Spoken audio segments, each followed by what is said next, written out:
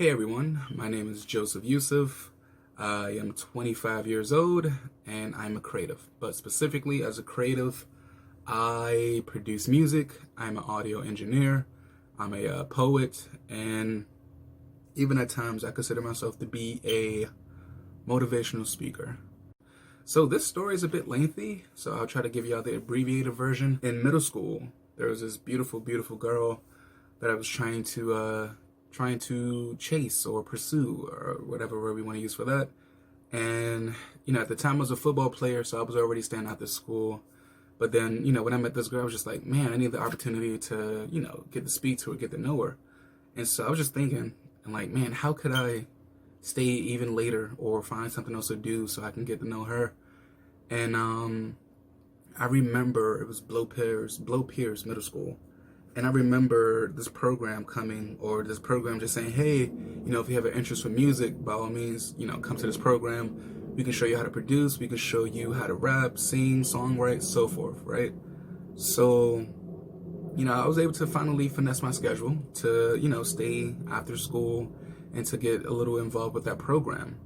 And long story short, I didn't get the girl, but I definitely fell in love with the art and the production of, music. And, looking back at it now, I'm just like, thank God. Like, I'd rather have music than to have that girl at the time. But this is how I fell in love with music and just producing it. I remember in middle school, I produced or co-produced my first track. It's crazy, but it was a Black History song. I forgot the name of it, but we were all so excited to come together and do that. But yeah, that's my story for how I fell in love with music.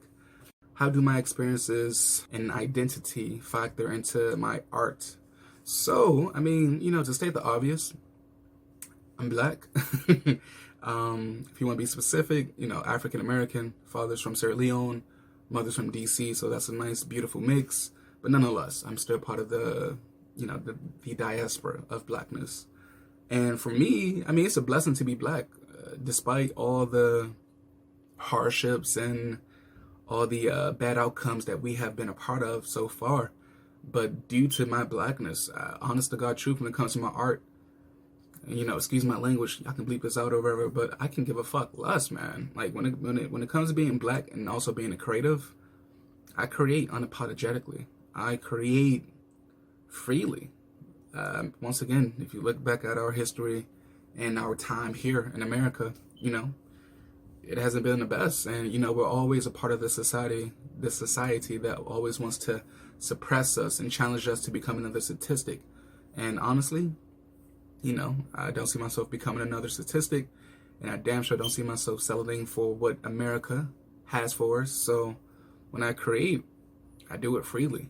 I do it just honestly. What is my favorite thing that I've created? So, the intermission, the intro to Meraki.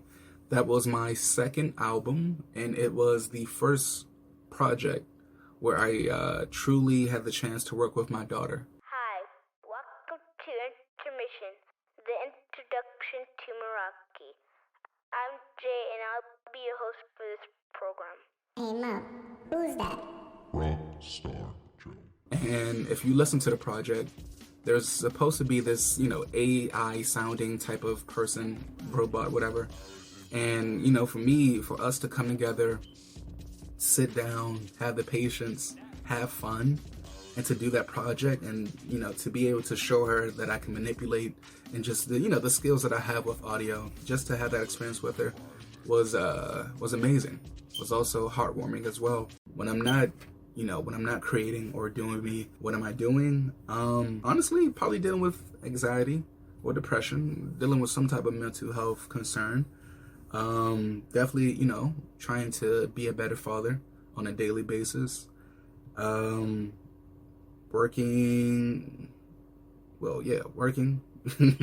That has definitely required some of my time.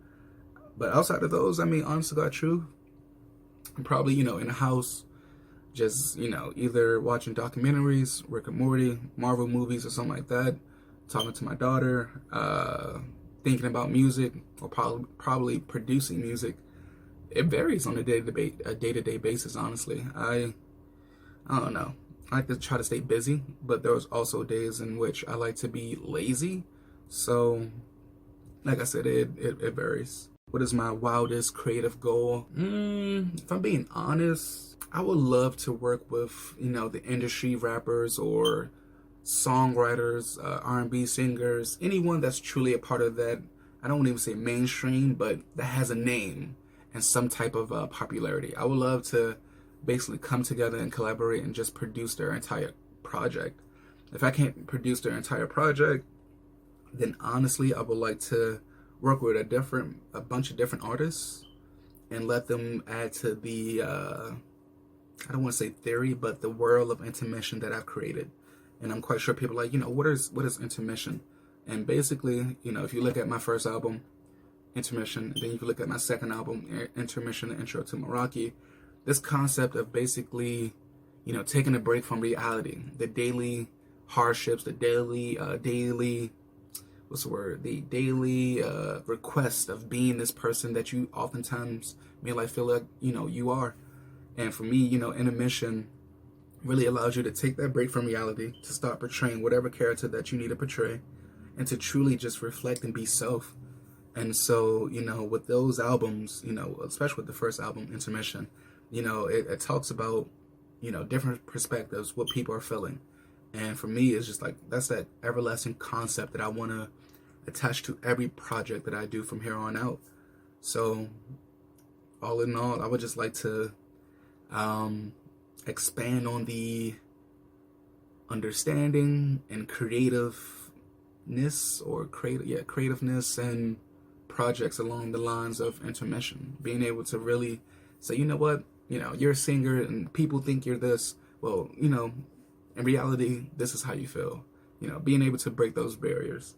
When we look at social justice and just speaking on it, it's one thing to, speak and say, this is how I feel.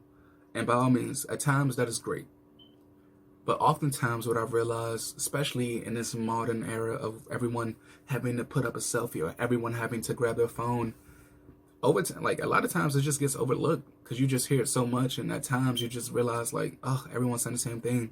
Someone's not saying anything different. But it's like, if you say the same thing that someone else is saying, that's great. But for me, I always believe that everyone is unique. Put your own twist on it. You know what I'm saying? So when I think about social justice and all that, I really do see art being probably the second best hand tool to spread the message. I'm not gonna get too deep or too dark with it, but if you recall, when George Floyd happened, just all the videos, the people protesting, it's one thing to hear someone be like, yo, I protested. But when you have that video or when you have that art in the background, when you see people protesting and the signs, and some of these signs are just so graphic, but yet so beautiful, it just sends the message home. It really does. So, like I said, for me, I think art is definitely, it goes hand in hand with the message of basically amplifying it twice as much or 5 times as much, however much is needed. Every day, your existence is Black history. Our culture is not limited to just a month. Every day, every night, every morning, today, tomorrow, and the future, you make Black history. Your existence, once again, every day, your existence is a part of Black history. Whether you're celebrated on the gram, or celebrated in conversation, or just a thought, whatever you do, whenever you do it, you are a part of Black history. Never forget that you are Black history. I'm passionate about my art, So I would say reduce the amount of fucks that you give when you're passionate about your project. When you're passionate about your project, I would say keep that passion in mind. Don't ever allow your curiosity to stop. Because once your curiosity stops, that kid in you that just, seek to know, seek to try, seek to risk, it dies with it. So I will always say remain curious. Reduce the amount of fucks that you give when you're passionate about your art. And don't settle for less, man. And also don't do it just for the likes and the approvals and the attention. Oftentimes we all get caught up in who's liking this, who's seeing what. all that at the end of the day doesn't matter.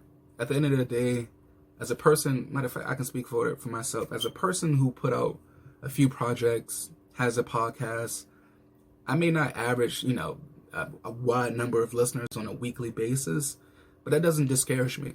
I probably average around 5 to 10 plays every episode, and I've had about 40 episodes so far.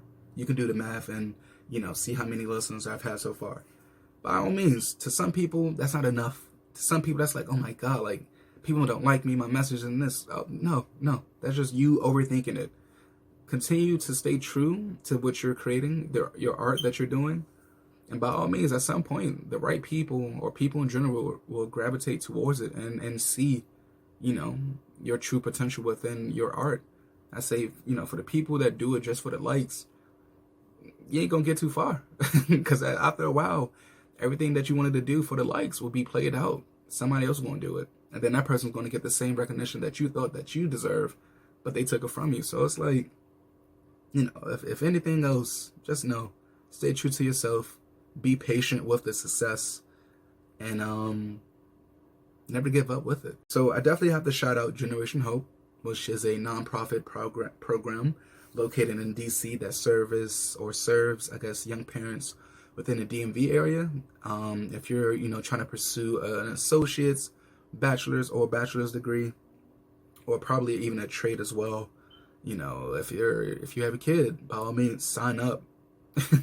They're still accepting scholars right now. You have until April 1st. But that organization is definitely, some people will see it as a community. For me, I see it as a family. I can say that they contribute to probably 75% of my success and for the person I am today. And, I always like to give back to those who have given to me.